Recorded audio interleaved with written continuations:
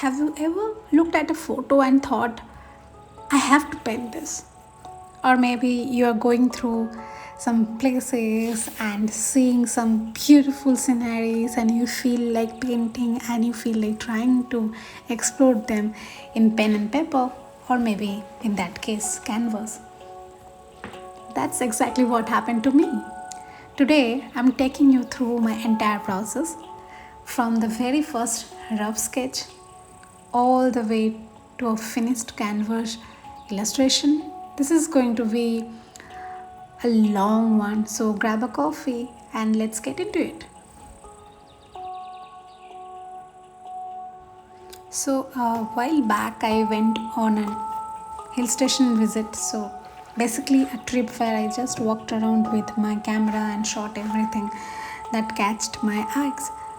And one of the photos I took that day just stayed with me. Something about the light, the greenery, the composition, and the landscape. I knew I wanted to recreate it on my canvas. So, yeah, today I'm going to show you exactly what I did and step by step. Remember, my step is completely explored by me. I do not know how else better to do that. Maybe while doing so, I can improve myself. So every piece I create starts the same way with a rough sketch, and I want to emphasize the word rough. This is not supposed to be pretty. This is just me figuring out where everything goes. So I'm looking at my reference photo and loosely mapping out the main shapes where the focal point sits, how the background elements are balanced, and what I want to keep and what I want to simplify. So the goal is not accuracy. The goal is to make decisions early so I'm not second guessing myself once the color goes down. Trust me, fixing a composition mistake is, you know, in pencil is a lot easier than fixing it in paint. So, yeah.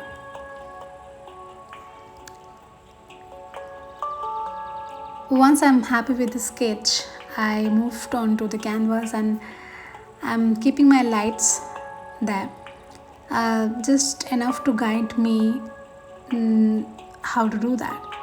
You don't want heavy sketches, lines showing through your colors later, right? So at this stage, I'm also thinking about the negative space and how the eye is going to travel across the piece. If something feels off, now is the last easy moment to adjust it. So this is my favorite part, coloring. I started with the sky. I am using Faber-Castell acrylic painting and started using cobalt blue as the base of my sky. I mixed little drops of water. As you know, we generally don't need water in acrylic painting, and also one of the reasons why acrylic is dries out. So yeah, I realized while painting the sky, I could have done less, but I had put too much water in the beginning that I should have done less. But yeah, who cares? It's just a process. Let us enjoy that. I also realized that that's supposed to be, in the far away from the green mountains, I can see some what do you call it? Some grayish mountain that I am trying to paint there. So for that, I have used warm gray shade 273 again from Faber-Castell. I'm going through very uh, vertical strokes so it blends everything, because I by mistake had put lots of water on it, and that's my mistake, and I realized later, I shouldn't have done that. So I started building up the layers, and I'm constantly stepping back and looking at the whole piece. So the detail work is important, but it is easy to get lost in one small area and lose the bigger picture, literally. I thought I'll put some yellow and try to bring out the undertone effect, but I kind of made a weird combination there. Later on, I'm gonna fix that. Don't worry about it, it's all part of the process.